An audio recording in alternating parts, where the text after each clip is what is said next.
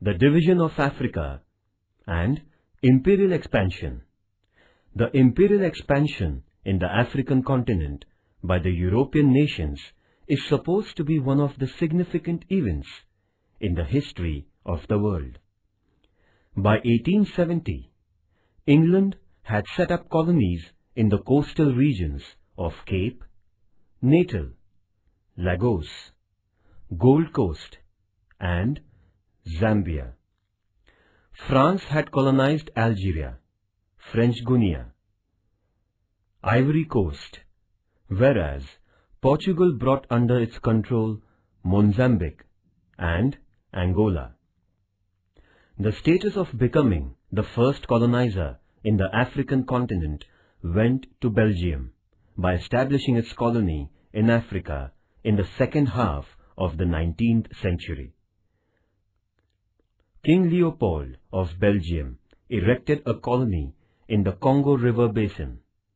England, Germany, France, Italy, Spain, Portugal, and Holland had their colonies in Africa, after Belgium had colonized African region. The effects of imperialism. Modern imperialism, forcing supremacy over weaker nations, had constructive and destructive effects in modern times. A. The constructive effects of imperialism. First, physical reformations. The European nations had to bring in some reformations for maintaining a control of the colonies. These reformations consisted in making of roads for quick military movement and internal transportation, railway, post, telegraph, aeroplanes, canals, etc. As the colonizers stood to gain these facilities, it also helped local people, creating a kind of interaction among people. Second, spread of education. For the sake of prosperous business, propagation of Christianity, and humanitarian interests, education was given a boost. Consequently, the colonies came under the impact of Western education. Instead of importing educated people from the native places, the colonizers began to educate the local people for raising qualified manpower necessary in assisting administration. Third, intellectual change. There began an intellectual exchange among the people belonging to different parts of the world. The people of the colonies were brought abreast of the Western thoughts of their colonizers.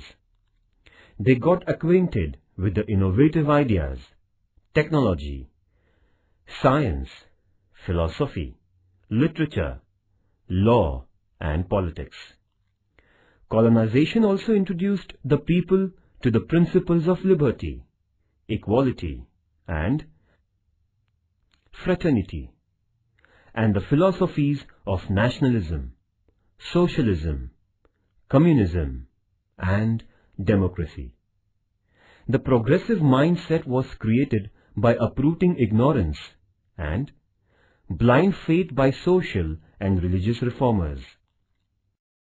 Fourth, national integrity. The imperial nations brought various parts of the colonies under one region. This centralized governing system integrated the colonies. Before the imperial reign, most of the colonies were divided and governed by various rulers. Lack of uniformity due to various types of rulers and rules gave rise to irregularities in governance, law, and legal system. Nevertheless, the imperial nations brought the scattered regions and reigns under one banner and established one governing system, uniform rules and regulations, and one legal system. Consequently, there came into being national integrity. Especially, the undeveloped colonies were benefited by imperialism. Fifth, suppression of underdeveloped nations. The imperial nations had the objective of developing themselves by ruling the colonies. They governed the people in the colonies thoughtlessly. Many nations in the world were put into the shackles of dependence. The nations which had lost independence were made to undertake a long drawn-out struggle for freedom. Sixth, armament race. The intensity of tension in the international politics grew rapidly because of the cutthroat rivalry among the European nations for imperial expansion. Every European nation braced up its military for ensuring security, which gave rise to the arms race. The imperial nations grew suspicious of one another. There rose an unabated desire for ruling other nations. The small-scale struggles gradually magnified into intense conflicts like the First World War, which eventually broke out in the year 1914. B. The destructive effects of imperialism. First, trade of slaves. The imperial nations ill-treated the people of the colonies. They began the ghastly practice of buying and selling slaves for getting laborers at cheaper prices. Second, decline of values. In order to maintain the reign, the imperial nations adopted the policy of divide and rule. They deliberately sowed a sense of hostility among social groups. There witnessed a degradation of morality in the colonies due to enmity, violence, selfishness, and indulgence among the people. Thus, the atmosphere in the colonies were polluted by the colonizers.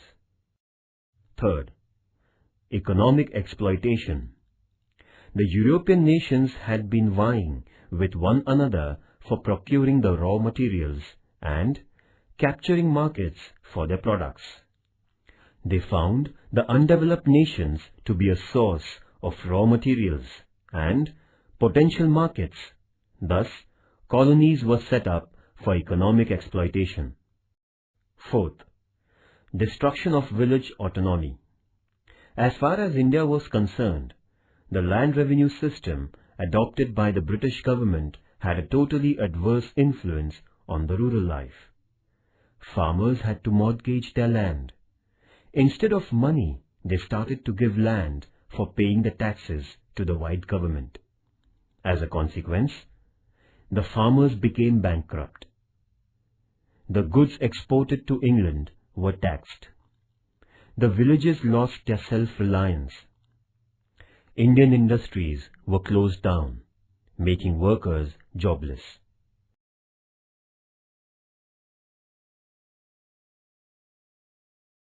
Fifth, rise of new leadership.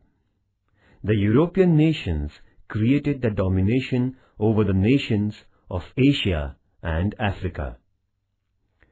The royal regimes and the feuds of the colonies were put down and brought a monopolistic governance. The newly educated middle class started to oppose the Western imperialism. As a result, the progressive-minded members of the middle class led many struggles for freedom.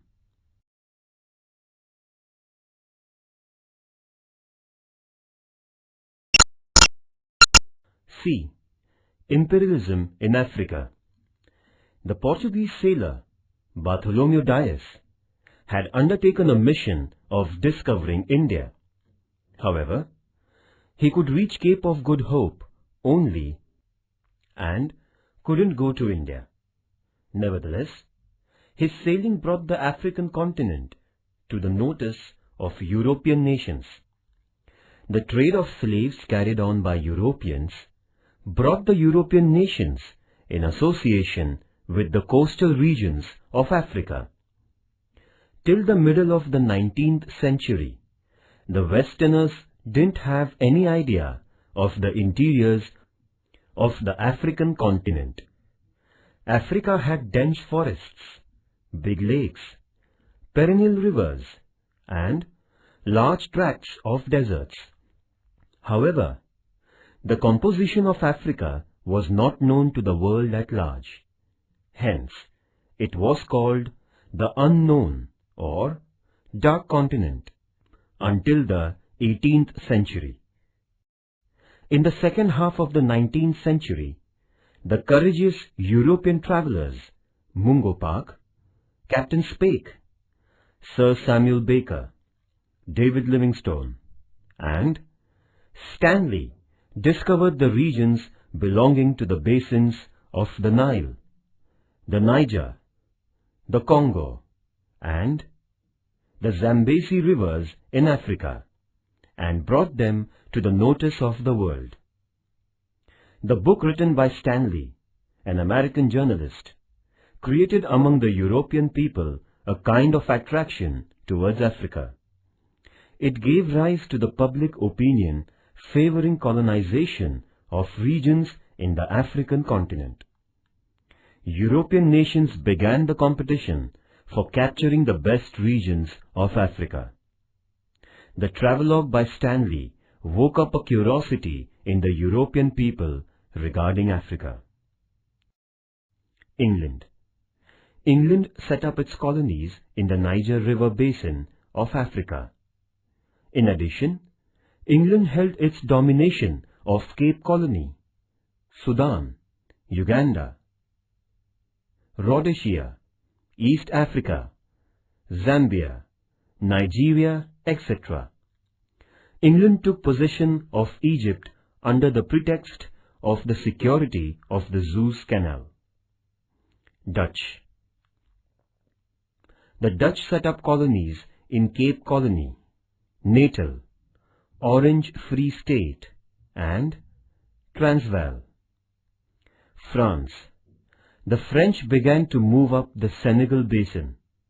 It went on to capture the Sahara Desert, Algeria, French Congo, Madagascar Island, and Morocco.